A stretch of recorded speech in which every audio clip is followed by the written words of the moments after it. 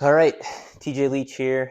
I wanted to do kind of like in the mountain bike industry, they do a bike check. I kind of want to do a sled check of my 2024 Catalyst 600 RXC. I'm just going to go over my personal changes that I did to the sled to get it ready for racing. You can look at the kind of stock spec on Articat's website for the RXC. But I'll start from the back and work my way to the front and just try and go over everything. Hopefully, I don't miss anything of what I did to the sled. Starting with the rear here, we've got Woody's Gold Digger studs. These are got a little carbide tip in there. Running 144 of them. This is actually the first time for myself and my dad that we've run double backers. We typically just run single, but we can run these double backers and get the studs closer to the middle because there's no coolant or wiring running up the middle. So that's it's a first for us. I've gotten a little bit of time, like 70, 80 miles with this stud pattern and these studs, but it was like mashed potato, kind of warmer conditions. And I definitely noticed a little bit more of a hookup, but it'll be nice to get a more hard packed conditions and even ice, just kind of see how it feels. Next is the wrap. I have Chris and his team put together a closest to stock style wrap, just to get my sponsors on the sled. It's a little cleaner, and Chris and his team do a great job of just adding a nice little flair to it, to their wraps. No tunnel wrap. I'll do one eventually, but kind of tedious, and I don't know. I like the wrap up front, especially with kind of all the green. Didn't really want to hide the green, but I really like the simplicity, how close it is to stock, and it's got all my sponsors. I mean, that's kind of why I get a wrap, is to show off those who support me. We run Speedworks clutching.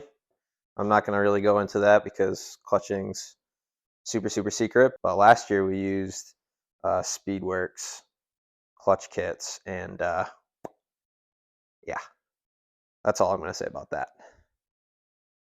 Next, we got my cockpit here. The handlebars are the Herfindahl bend handlebars that you can get from Walbros, plus the aluminum bar ends here.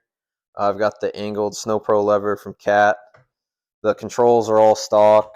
Throttle bodies stock.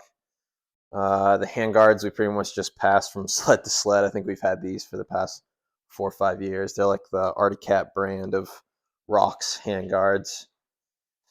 And then the riser is a 2-inch riser, which is about an inch and a half shorter than the stock riser. And I'm gonna make a separate video kind of going over why I've made these changes, why I want the shorter stem for trail riding and racing, because I don't want to get too in depth of it right now, but something I prefer. Next is the windshield. The windshield was just a bit too high to clear the bar ends, so we custom, and you can see the handguard's a little close too, but I'm not cranking it that far usually. But the bar ends need to clear because of the width and the angle. So we got creative, my dad and I, and used an oscillating saw. I was able to reuse the original trim. I used like a high heat hair dryer, and the factory had like every 2 inches like a dot of this super adhesive. And luckily, I was able to like use a razor and kind of like cut away any glue spots that were giving me trouble. You can see that I've kind of got a little hectic with the saw and whatnot, and there's some glue, but it does the job. It doesn't need to be pretty. I absolutely love it.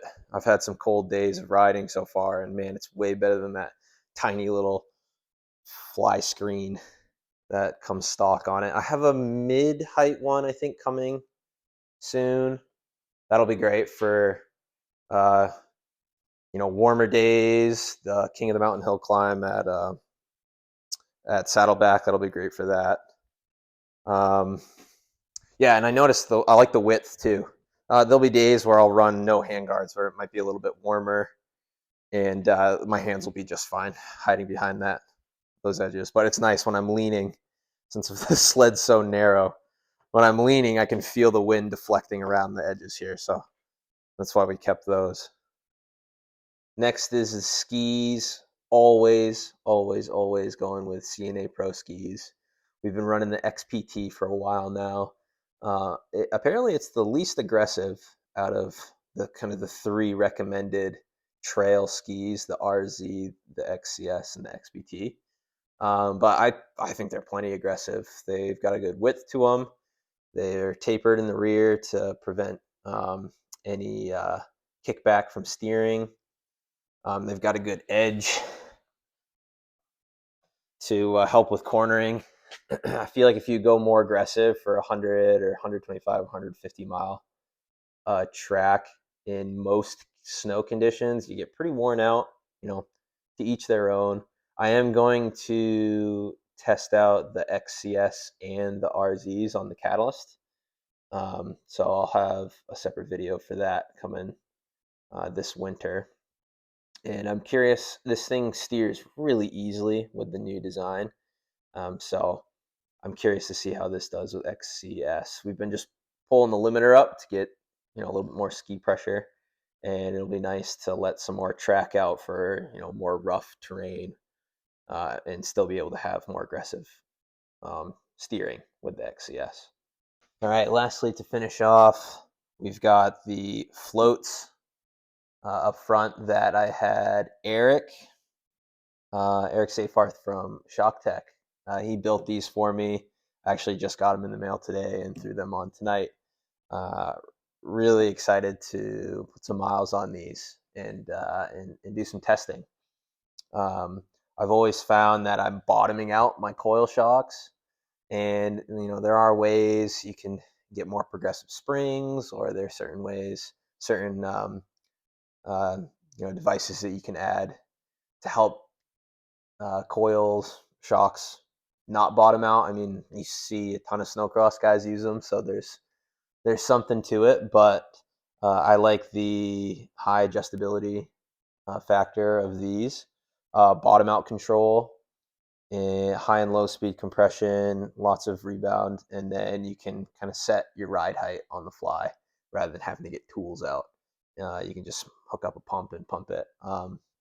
So really excited to give these a go this season, and I can't thank Eric enough. They're awesome too. He used the Heritage orange Fox graphics on it. It's a nice little touch. Thanks for watching. I hope you liked this video.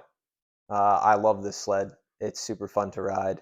I get questions all the time of, what do you prefer, the Catalyst or the Pro Cross? I've had enough time on this to safely say that I prefer the Catalyst. The modern geometry of it, and not to get too in depth because I could go on for hours about this, and I'm going to try and make a separate video on it. It just is more rider forward. It corners better.